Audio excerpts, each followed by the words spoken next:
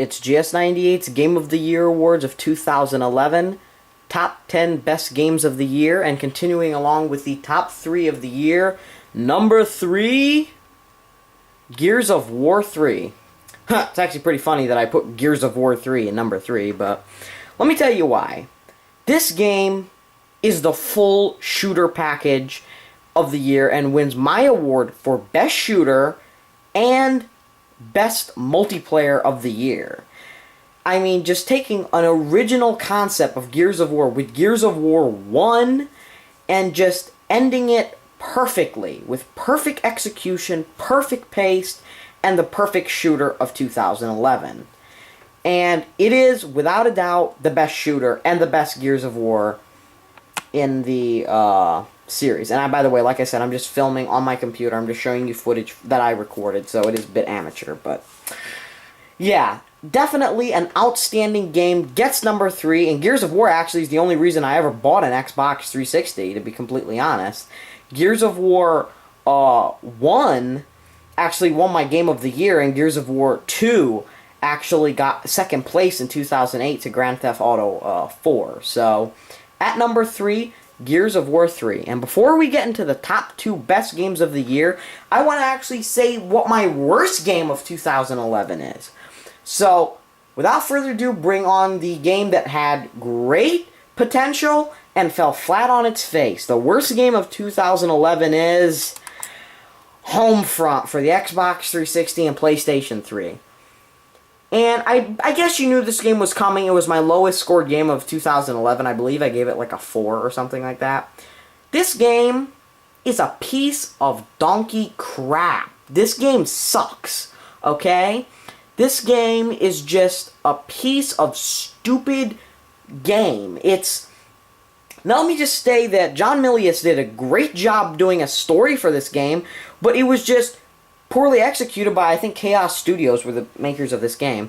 It was just poorly executed, and because the story of this game, in my opinion, is great. I think it has an interesting storyline, but when you have a game that pretty much tries to copy Battlefield with cheap deaths, cheap moments, stupid characters that you don't care about, and I'm going to say this, and if you don't believe me, that's fine.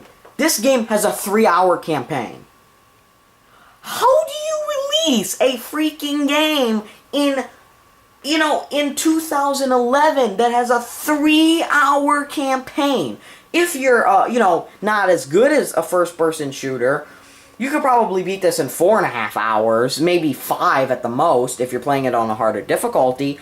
I'm an above-average FPS player, not to show off or anything, but I play Call of Duty, Battlefield. I beat this game in 3 hours. It is the shortest game I have ever played, ever. And I have to say, the only mission that was cool, though be it cheap deaths, by the way, your character's a freaking mute. He can't communicate with his squad mates for some reason. And the number 1 best thing about this game, I would have to... Actually, the 2 best things is, the multiplayer is not terrible. It's just too much like Battlefield, to be completely honest. But the last mission on the Golden Gate Bridge in San Francisco, and to see, some famous places like White Castle, Hooters, that was pretty cool to see that sort of stuff, that they got the license to do it. But this game had so much potential. I thought it was going to be so good, and it ended up falling flat on its face.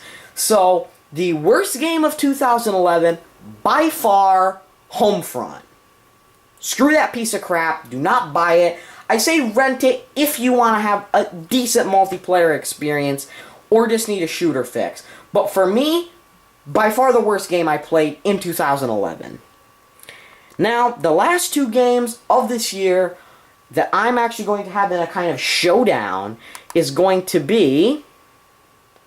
I gotta fix my camera again. It's going to be Batman Arkham City versus Uncharted 3 Drake's Deception. You have an epic Indiana Jones style action-adventure game versus the greatest comic book game ever made. Okay? You're having hand-to-hand combat versus, epic guns shootout and platforming. You are having Nathan Drake, one of the best video game characters ever, versus the greatest comic book character ever, The Dark Knight, Batman. It's going to be, so, Batman Arkham City versus Uncharted 3. And I'm going to say, this is the hardest pick ever for me. It is truly the hardest time, or this is the hardest decision I've ever had to make in a game, debating on which is my favorite game of this year. Actually, all of the top 4 were. Just between L.A. Noire, Batman Arkham City, Gears of War 3, Uncharted, it's just unbelievable this year. This year, I think, is by far the best year that I can remember, personally, for video games. And I don't know if 2012 will top it, but 2011 was just outstanding. Every game that was released was great, and it's so hard just to pick 10 of the best. So, these are by far my favorite games of this year. That's the truth. These two are really by far my favorites.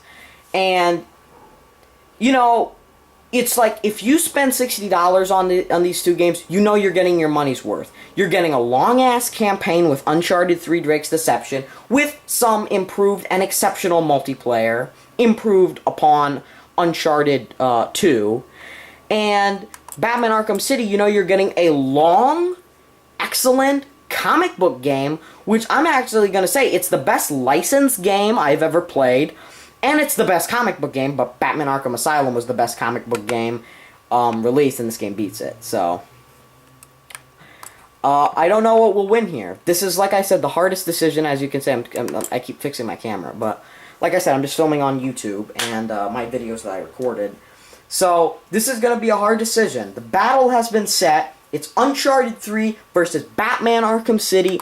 What will win? Find out next, where I will have more surprises and more games that I think either sucked or were good this year that didn't necessarily make it onto my top 10 games. So, stay tuned, where I announce some honorable mentions and my award for Game of the Year.